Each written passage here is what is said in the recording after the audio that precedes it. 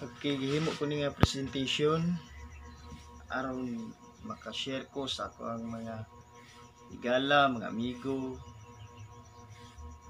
sa tanan nga mga na akong nailhan o sa tanan nga makakita niini.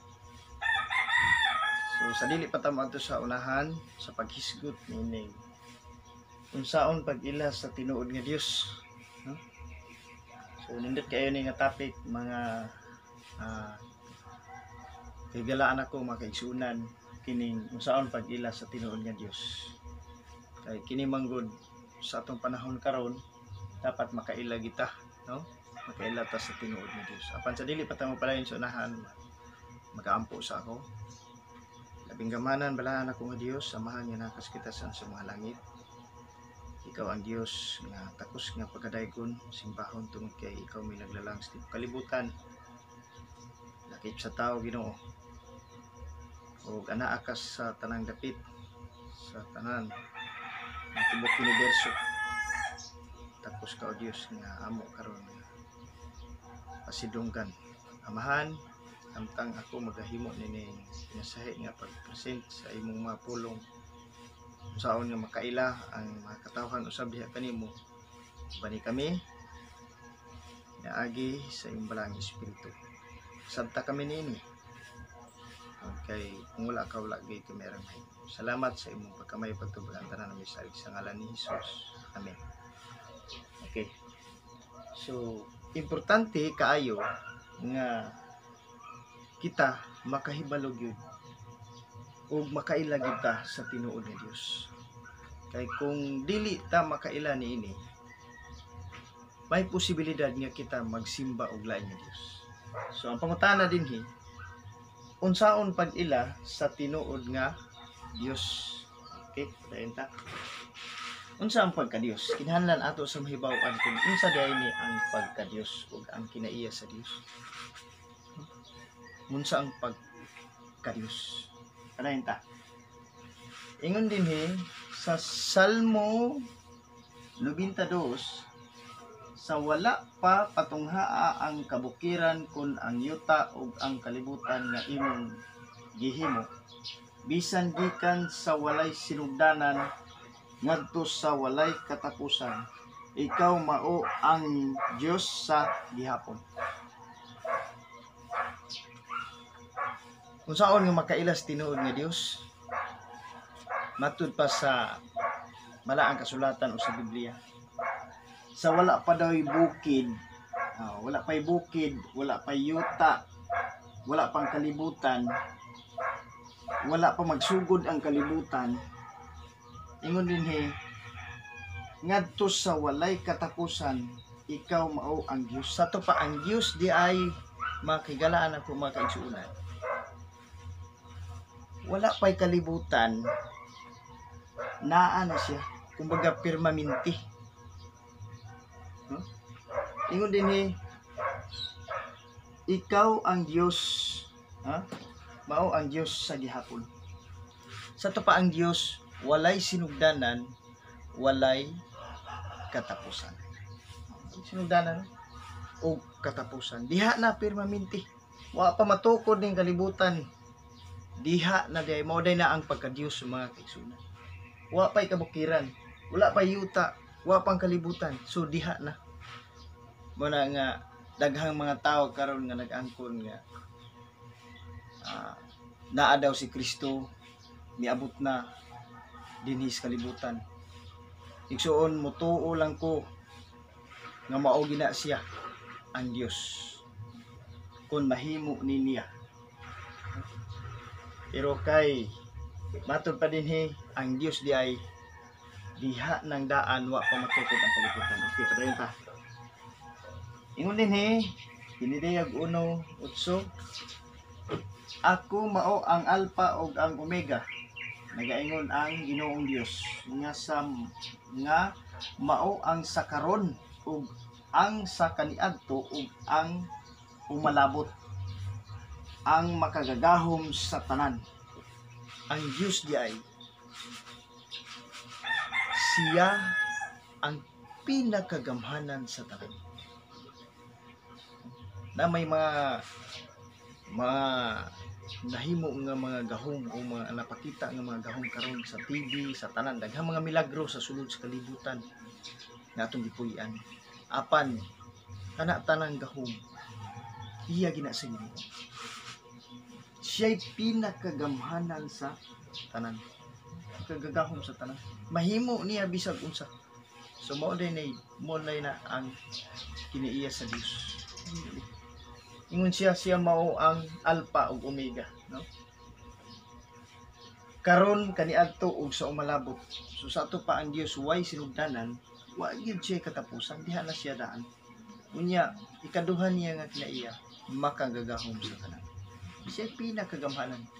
Kung na may mga gahom, may mga nakahimog mga gahom karon nga kanan ang pagpakita lang nining kalibutan na, no? Kana siya nagpasabot lang na nga kini kana nga gahom gikan na sa Dios.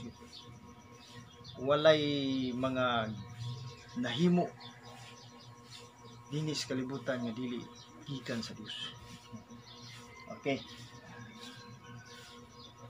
Ang Henesis 1:1 diya.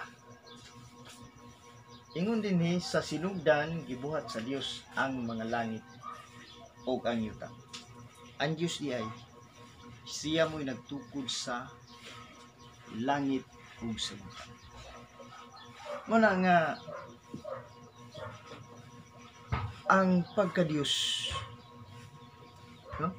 Kung atong susihon ang balaang kasulatan, dili gid basta-basta. Kay siya nagtukod sa kalibutan. Muna nga dinha sa sulod sa kalibutan nga iyang gihimo, wa gid kay pwede tawgon ra Dios. Kining kalibutan karon nga atong ipuyan, wala tay pwede tawgon nga Dios. Kay siya mo'y creator niini. Kung unsa man imong nakita nga nakapatingala sa imong kinabuhi nining sulod sa kalibutan, dili na nimo pwede nga tawgon nga Dios ug Ginoo. Kay ang Dios di ay mao'y naglalang sa ato ang kalibutan. Mao nang Dios. Mao na ang mga kahigalaan ko mga kaigsuonan. Kinahanglan susihon ninyo ang balaang kasulatan aron nga makailata sa tinuod nga Dios. Kay magsigit ag simba, magsigit ag alagad og Ginoo. Wa ta hibalo og kinsa gid ang angay natong pagsimbahon. Mao na dinha, no? So sila may nagtukod mo na nga diri sa sulod aning kalibutan nga gitukod sa Dios. Wa gid tay pwede tawgon nga Dios kay kining kalibutan doon na kini sinugdanan ug doon ay katapusan. Okay, padayon ta. Sa Salmo 8:3, sa mga ingon pa si Salmista David, sa mga pamalandong ako sa imong mga langit, sa buhat sa imong mga tudlo, sa bulan ug sa mga bituon nga imong gibutan. Ang Dios di ay mga kigalaan mga kaigsuonan sa gani. Siya ay naghimo sa langit, sa unsa pa bulan ug mga bituon. Basta-basta sa to pa ang tibok universo iya na. Una nga ini ni ang makasusubo kay pamalandungon ba nga dinhi sa kalibutan naa kay giilang nga kanang pambitaw moy Dios nimo. Dis kalibutan wala ang Dios na to. Mao'y naglalang bisan pa sa langit. Mo na nga kung naay tawo mingon nga siya Dios, di ki kumutuo. Mag-angkon sa pagka Dios, di kumutuo nga naman. Ang Dios nagbuhat sa langit, bulan ug bituon. Kung kana hinuon mahimo sa usa ka tawo, pwede nga siya akong pagsimbahon. Kung doon na may tawo nga makahimo na, pero posible kayo. Wala ang tao gawas sa Dios lamang. Okay, dayon ta. Ang Job 9:9. Ingon din nga maoy nagbuhat sa uso ug sa Orion ug sa mga Pleiades ug sa mga taguanan sa habagatan. Mo na nga ako mga kaigalaan makaisunan nganong nituo og isaligi ko sa pulong sa Dios. Kay kining mga nabuhat sa Ginoo sama ning Pleiades ug Orion nga gisgutan ni Job, no? Sa Job 9:9. Si Job dili man na scientist si Job. Dili scientist. Usa lang ka tawo sa Ginoo. Apan tungod sa giya sa balang espiritu ngadto kang Job, nakaila si Job og Orion ug Pleiades. Sabi niyo kung unsa ni Orion ug Pleiades, usa ni siya ka mga galaxy sa gawas sa kalibutan. Nya sa panahon ni Job, nakangadto ay si Job sa galaxy. Naaba day telescope siyang gigamit sama karon nga high-tech naman ron. Mas pagkakaron kining Pleiades ug Orion kay wala po kay balog unsa ni. Akong research sa internet. So nakita sa Hubble telescope o sa mga high-tech nga mga kagamitan sa scientist o mga galaxy din siya sa gawas ato ang kalibutan. Nya kung imong hunaon mo nang ako bisan ako natingala nganong nakabalo si Job niini. Kini gitawag og Orion ug Pleiades. Mo na nga ang Biblia usa gyud ka kini ang pulong sa Ginoo nga naghatag na daan og pagpasabot nganong naa ning kalibutan o kung saon nato nga makailata sa iya. Kay ngano man nanatanan ra ang tanang pangutana mga kalibog ning kalibutan kung mutuon lang ka sa Biblia naa na tanan. Muna nga bisan si Job nakaila na kung unsa ang Orion ug Pleiades. Nga na kanindot ang Biblia. Okay. Kinsa man kini nga Dios. Kinsa man ni sila nga Dios. Okay, atong tanaw na balang kasulatan. Mateo 28:19. Busa panglakaw kamo ug himuan ninyong mga tinun-an ang tanang kanasuran sa pagpamautismo kanila sa ngalan sa Amahan o sa Anak o sa Espiritu Santo. Kini nga Dios na address lang ni didto sa tulo lang. Amahan, Anak o Espiritu. So mangutana ta nga Brad, sa ato pa di ay pila day kabuk ang atong Dios. So atong padayon ta ingon din pila ka buok ang atong Dios. Usa ba, duha o tulo? Ang pagka-Dios mga kaigsuonan isa lang. No? Isa lang ang pagka-Dios. Ang ilang giusahan ang ilang gahom, ang ilahang prinsipyo muna ang pagka-Dios. Para sa kudanang kuangkod ng kumpanya nga usa lang ilang pangalan na mo na ilang pangalan sa kumpanya. Buto nato SB Mercy company. Pero dunay tulo ka tag-iya. Anak. Dunay tulo ka tag-iya. So sila may nag-ugmad, sila may nagtukod nga mo ni sila. Isa ang ilahang pagka-Dios, ang pagka-Dios isa ang ilahang gahom. Apan tulo sila. Tulo ka person. Sumo na ang Dios, Amahan, matud pa din Amahan, Anak ug Espiritu. Isa ang ilang pagka-Dios. Pero may tulo sila ka person, no? Tulo sila ka person. Okay. Ato na matun-an sunod nga mga topic. Ako man i-share sa inyo kung unsa ang Dios ba ang Amahan, Dios ba ang Anak o Dios ba ang Espiritu. So, ang ilang giusahan ang ilang gahom o prinsipyo ha. Dili kay kini ang kining muna sila ang ilang usak nga pagka-Dios. Pero doon na sila tulo ka person, no? Doon na tulo ka person. Okay. Tunayin ta. Ingon din pila ka buok. Okay, human na ta ani. Sama nini Okay. Pila ka buok ang atong Dios, usa ba, duha o tulo. Okay, matud pa dinhi.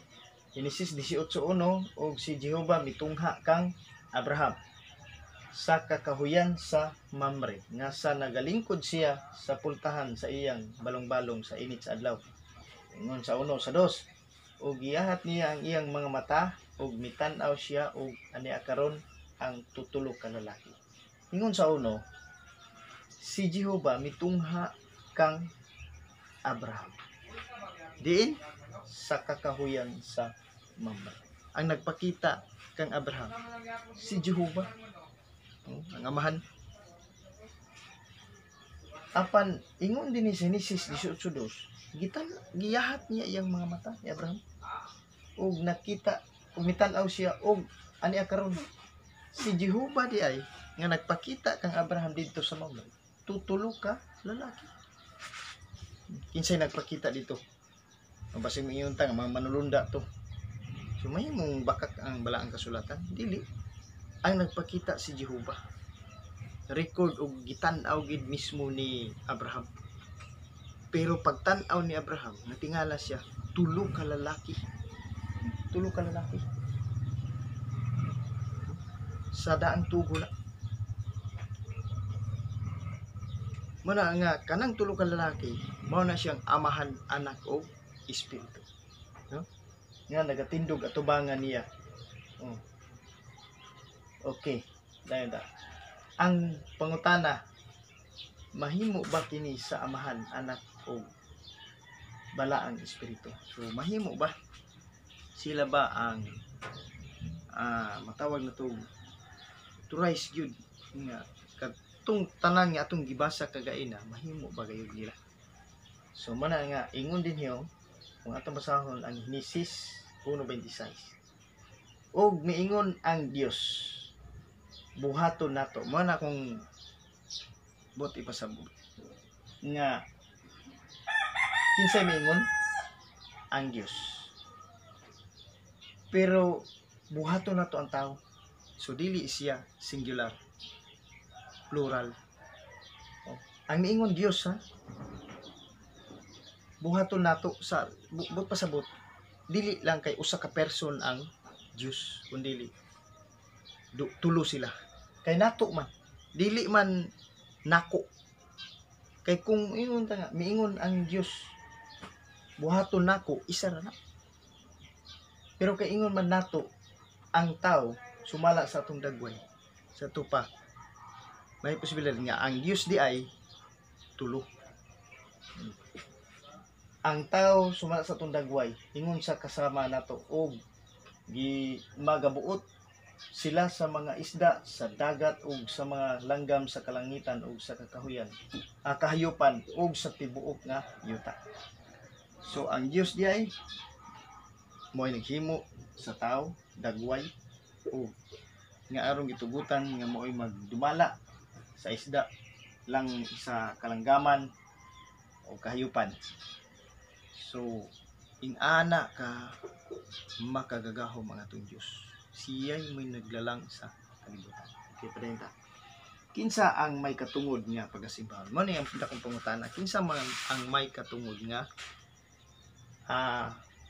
pagasimbahon, nga atong pagasimbahon? Mo ni naa ba ni authorized ba ni sa amahan, anak, espiritu? Okay. Ngun dinhi pinadayag 14 city ug sa makusog nga tingog siya nag-ingon, kahadloki ninyo ang Dios ug kaniya ihatag ninyo ang himaya kay nahiabot na ang takna sa iyang paghukom, ug simbahan ninyo siya nga maoy nagbuhat sa langit ug sa yuta, sa dagat ug sa tanan ug sa mga tuburan sa tubig. So wa gilain nga atong pagasimbahon makigalaan ako makigsunan. Kadto yung nagbuhat sa langit, yuta, dagat, kining atong kalibutan. Muna nga diri sa sulod sa kalibutan wa gid tay pwede simbahon. Kinsa man ang mga santos dili na pwede. Na naman basta nay sinugdanan og nay katapusan, dili na Dios. Pero kung walay sinugdanan o walay katapusan, mo nay Dios. Basta nay sinugdanan o katapusan. Manang mga butang des kalibutan nga may sinugdanan, di gina pwede tawgon nga Dios. Kay mga donut ra na, nanay sinugdanan. Ang angay nitong simbahon matud pa dinhi sa pinadayag 14 city. Simbahan siya nga mo'y nagbuhat sa langit sa yuta. Katong nagtukod gyud. Munang ingon dito sa Exodo 20 versikulo 3 na ingon dito matud pa dito, dili ka magbaton og laing nga Dios sa tubangan ko. Munang ingon di ka magbaton gawas sa Amahan, Anak ug Espiritu. Okay. So 1:4:23 apan ang takna taliabot na ug karon mauna nga ang tinuod nga mga magsisimba sa Amahan diha sa Espiritu ug sa kamatuoran. Tulo gyud ang dunay katungod nga atong pagasimbahon. Amahan, Espiritu ug ang kamatuoran. Kabalo mo kinsa ning kamatuoran? Walay lain si Jesus. Kay kini ang ginapangita sa Amahan nga maoy managsimba kaniya. So mo nagi pangita sa Amahan nga simbahon dili lang ang Amahan, dili lang ang Espiritu, ang kamatuoran kundi silang tulog yun, no? Ginapangita sa Amahan nga maoy managsimba kaniya. So ang kamatuoran walay lain na kung atong basahon diri sa Juan 14:6. Matubag si Jesus mitubag kaniya, ako mao ang dalan ug ang kamatuoran ug ang kinabuhi. Walay bisan kinsa nga makaadto sa Amahan gawas kun pinaagi kanako. So, kinsa ang may authorize nga atong pagasimbahon? Amahan, Anak ug Espiritu. Usa ka Dios, no? Usa ang ilang pagka-Dios. Ang ilang giusahan dinha ang gahom, no? Ang ilahang pagkawalay sinugdanan ug walay katapusan. Ang ilang prinsipyo usa, apan tulo sila ka person. Mao na siya ang pagka-Dios. So, sunod nga topic nato kung adunay panahon ng gihapon sa pagpaminaw atong paghisigutan ang mga Diyos sa tao. So muna mga kaisunan, makigalaan. Hinaot ko nga kini nga presentasyon may tungod sa pulong sa Ginoo makahatag kini og katin-awan o pag-ila sa tinuod nga Dios. Daghang salamat sa pagpaminaw. Ngampo ta, dalaygon balaan nga Dios. Akong gipasalamatan ang imuhang pagkamaayo Ginoo sa iluha kami sa mga kapakyasan. Salamat sa imong mga pulong nga amo natunan karon. Tuguti o Dios nga kini makahatag og dako pa ng pagpaila diha kanimo aron ang mga katawhan musimba usab sila nga tinud-anon kanimo Dios. Salamat sa imong pagkamaayo. Panalangin ni makadungog makakita nini kay kintanan salig sa pangalan ni Jesus. Amen.